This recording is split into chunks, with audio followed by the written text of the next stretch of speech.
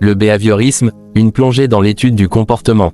Introduction. Le behaviorisme, courant psychologique majeur du XXe siècle, a révolutionné notre façon de comprendre et d'étudier le comportement humain. En se focalisant sur les observations objectives des actions et des réactions observables, les behavioristes ont proposé une approche radicalement différente de la psychologie traditionnelle, qui s'intéressait davantage aux processus mentaux internes. Les fondements du behaviorisme, le rejet de l'introspection. Les behavioristes considèrent que l'étude des processus mentaux subjectifs, pensées, sentiments, est trop subjective et difficile à vérifier scientifiquement. L'importance de l'environnement. L'environnement est perçu comme le principal facteur déterminant du comportement. Les expériences passées et les stimuli présents influencent directement nos actions. Le conditionnement, ce concept central du behaviorisme explique comment les comportements sont acquis et modifiés à travers l'association entre des stimuli et des réponses. Les principaux types de conditionnement. Conditionnement classique Pavlov, un stimulus neutre est associé à un stimulus inconditionnel pour provoquer une réponse conditionnée.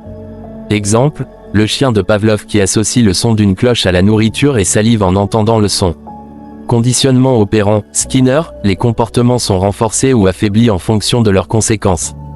Exemple, un rat appuie sur un levier pour obtenir de la nourriture. Les applications du behaviorisme. Le behaviorisme a eu un impact significatif sur différents domaines. Éducation, les techniques de renforcement positif sont largement utilisées pour encourager les comportements souhaités chez les enfants. Thérapie, la thérapie comportementale est utilisée pour traiter diverses phobies, addictions et troubles anxieux. Marketing, les principes du conditionnement sont utilisés pour influencer les comportements d'achat. Les critiques du behaviorisme. Réductionnisme, le behaviorisme est parfois critiqué pour réduire l'être humain à un ensemble de réactions stimuli-réponses, en négligeant les aspects cognitifs et émotionnels. Ignorance des processus mentaux, en rejetant l'introspection, le behaviorisme ne prend pas en compte les pensées, les croyances et les motivations qui sous-tendent le comportement. Le behaviorisme aujourd'hui, bien que le behaviorisme ait perdu de son influence dominante, ces principes continuent d'être utilisés et intégrés dans d'autres approches psychologiques. Le cognitivisme, par exemple, a repris certaines idées du behaviorisme tout en accordant une plus grande importance aux processus mentaux. Conclusion, le behaviorisme a apporté une contribution majeure à la psychologie en offrant une approche rigoureuse et expérimentale de l'étude du comportement.